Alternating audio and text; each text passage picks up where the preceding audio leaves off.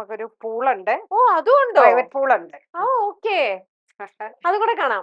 Honeymoon കപ്പിൾസിനുള്ളതാണ്. ആ അപ്പൊ round ബെഡും പിന്നെ ഓക്കെ. ഇവിടെ പ്രൈവറ്റ് പൂളും ഒക്കെ ആ കൂടിയായിട്ട്. ഓക്കെ, അപ്പൊ ഇതും ഹണിമൂൺ കപ്പിളിന് പറ്റിയ റൂം തന്നെയാണ്. അതെ അതെ അതെ, അല്പം ആ പ്രൈവസിയില്.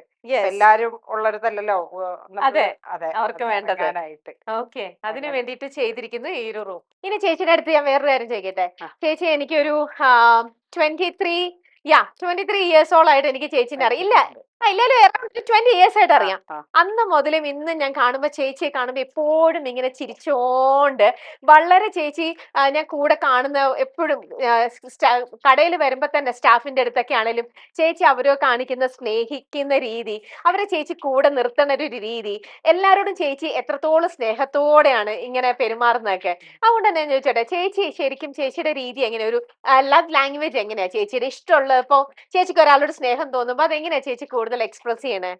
ശരിക്കും പറഞ്ഞാ സ്നേഹം കൂടുതൽ തോന്നുമ്പോ ഇങ്ങനെ ചേർത്ത് പിടിക്കും, ആ കെട്ടിപ്പിടിക്കില്ലേ, നമ്മൾ ആ ഹഗ് ചെയ്യില്ലേ. ആ അപ്പൊ അങ്ങനെ ഒരു പ്രൊട്ടക്ഷൻ, ആ നമ്മൾ കൂടെ ഉണ്ട്, ആ അല്ലെ, ഒരുമിച്ചാണ്, അല്ല, അങ്ങനെ ഒരു ഫീൽ കിട്ടില്ലേ ആ നമ്മളൊന്ന് ചേർത്ത് പിടിക്കുമ്പോ. ഉം അല്ല, ഇപ്പൊ അവർക്കൊരു ബുദ്ധിമുട്ടുണ്ടെന്ന് പറഞ്ഞാലും സാരില്ല, ഒക്കെ പോട്ടെ, നമ്മളുണ്ടല്ലോ, ഞാനുണ്ടല്ലോ ആ എന്ന് പറഞ്ഞ് ചേർത്ത് പിടിക്കുക. ചേർത്ത് എന്റെ പിടിക്കും. ഏറ്റവും കൂടുതൽ എനിക്ക് തോന്നുന്നത് സ്നേഹം പ്രകടിപ്പിക്കുന്നത് അങ്ങനെയാണെന്നാണ് എന്റെ ഒരു തോന്നൽ.